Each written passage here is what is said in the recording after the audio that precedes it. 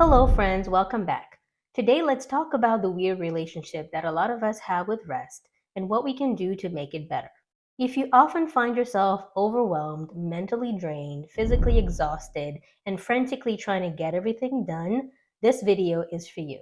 As I suspect that your relationship with rest is a little bit dicey. So, what is wrong with the current picture? Why do we delay rest? A fundamental misconception that I think a lot of us share is that rest has to be a reward for effort. Rest always has to be earned. And the reason we've all learned to feel this way is that part of us believes that if we don't put effort before rest, we will all be lazy and do nothing. And on the surface, that seems to make sense. But I think we've swung too far in the wrong direction. We always treat rest like it's a bad thing. We'll even hear people say things like, I'll sleep when I'm dead. And unfortunately, that last part might happen to you sooner than necessary if you keep pushing your body and your mind past the breaking points. You need proper rest to stay alive. And if you avoid rest long enough, your body will force you to take a break. You'll end up sick, burnt out, overwhelmed, and you may even end up in the hospital. There's no getting around it. Your body will need some downtime. Also, consider that all effort is not the same. Putting out effort when you're feeling refreshed, replenished, and energized will create way better results than if you push yourself past the breaking point. Trying to power through when you're physically exhausted and mentally depleted will only lead to poor quality results. And it'll take you much longer. When you're feeling refreshed, you can do something in 30 minutes that would take you hours of agonizing when you're pushing past exhaustion. So, in order to produce valuable, high quality effort, you have to be adequately rested. What you need to take away from this is that rest is not a reward for effort. Rest is a prerequisite for effort. And getting proper rest is what helps you be productive. So, let's talk a little bit about rest versus indulgence, because I think that's where a lot of us get hung up. When I talk about rest, I mean all the activities that are necessary for us to replenish ourselves. There's a big difference between resting and treating or indulging yourself. We should definitely do both, but when we conflate the two, we dismiss the part where rest is a non negotiable. Indulging and treating yourself imply that you're doing extra things for yourself, and that's great. We can even reserve these indulgences and splurging on things as a reward for our effort. But resting to replenish ourselves is not an indulgence. Rest is a basic human necessity to continue to live and function properly. There's nothing extra about it. Indulgences include things like getting a pedicure, traveling somewhere nice, buying something expensive, all that fun stuff. Yes, those are all very nice things to do for yourself, but they are not a basic requirement of being a functioning human. Differentiating between these two concepts helps us clarify what we must make a prerequisite and non negotiable before we do anything else, and what we can reserve as a reward for doing productive things. So, what we're not going to do is delay taking care of our basic needs until we are done being productive. We need to flip that and take care of our rest and replenishing needs before we take on anything else. Resting should not be a luxury. The next thing we need to be mindful of is avoiding what I call full rest. Full rest includes all of those activities that pretend to be restful but are really not. These are the things that provide us a temporary distraction from the things we should be doing, but they're not really replenishing us. A great example of this is what happens during revenge bedtime procrastination. Think about what happens in the evenings. You are tired, and your best option would be to go and get some sleep. But instead, you scroll on your phone, you shop online, you browse, you stalk people on social media, or you binge watch a series to distract yourself. 2 hours later, you don't feel refreshed or rested. You're still tired, even more so. But now you have even less time to sleep. And instead of getting the 7 or 8 hours you need to feel better tomorrow, you now have a 5 hour window. And it may take you a while to fall asleep. You have now screwed yourself over for tomorrow morning. And the cycle begins again.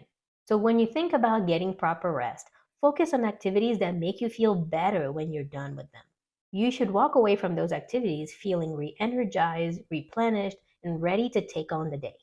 Now let's talk about 3 ways to prioritize replenishing yourself. Number one is pretty obvious. Take care of your basic needs. So you already know what I'm about to say. Do everything in your power to get enough sleep. Don't think of sleep as a reward. Also, eat the rainbow, get enough protein, focus on getting more vegetables, drink water, go outside, move your body. Take regular breaks from demanding tasks. None of these things are rewards. None of these things should wait until you are done being productive. These should come first and be your baseline before anything else. I know this is easier said than done, but we should all be actively working to make this the default. Number two is to adjust your focus. We have collectively bought into the idea that productivity is the most important thing, but it's not.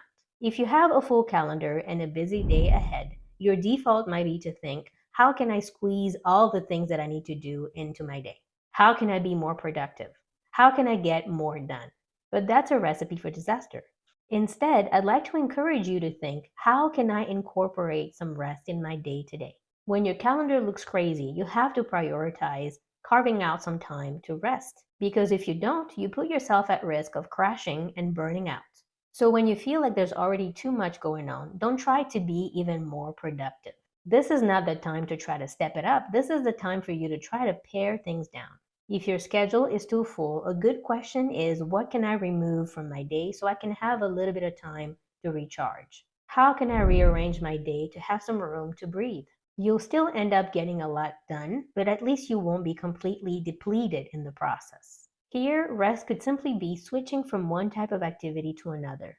So switching from a cognitively demanding task to a physical task, or vice versa. If your busy day requires you to sit in front of your computer most of the day, how can you incorporate small breaks away from your computer?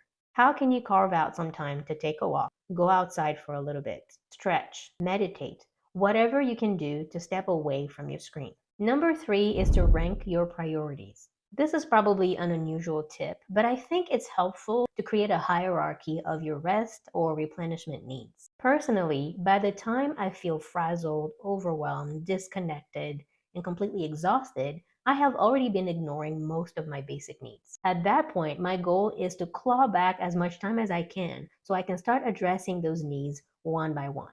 So for me, this hierarchy goes a little bit like this: sleep before exercise, hydration before nutrition, journaling before reading. Here's what I mean. Let's say I've pushed myself a little too hard for the last couple of weeks. Most likely, my sleep has suffered. My exercise habit probably went out the window. I have probably been eating a lot of junk to soothe myself. And more likely than not, my mental space is also overloaded. So if I manage to carve out 30 minutes or an hour to myself, what should I prioritize? For me, the absolute number one priority would be to sleep. I know myself well enough to realize that once I've slept, I make better decisions across the board. When I'm well rested, I'm more likely to want to go exercise. I make better food choices, and I feel less overloaded mentally and emotionally. So I start there. To me, sleep is the clear winner if everything has been neglected. If I have been self-soothing by consuming a whole bunch of junk, I will start by drinking more water. I know that when I start to drink more water, I have this desire to be healthier and make healthier choices with my food. This may not be true for you, but I know how my body works, and that's how I prioritize those needs. If I have been feeling overwhelmed, then I have most likely neglected my journaling practice and reading, two activities that bring me a lot of joy. And if I had to prioritize one, I would start by journaling. I know that for me, clearing my head is more important than getting inspired by other people's work. These are the priorities for me. You are the expert on what works for you. So even within your basic needs, it may be helpful to prioritize what you need to focus on if you only have a limited amount of time. I hope this video will really help you rethink your relationship with rest and make it a non-negotiable part of your life. I also would love to hear from you. So let me know in the comments how you plan to incorporate more rest into your routine. Thank you so much for watching. As always, take good care of yourself, and I'll see you in the next video.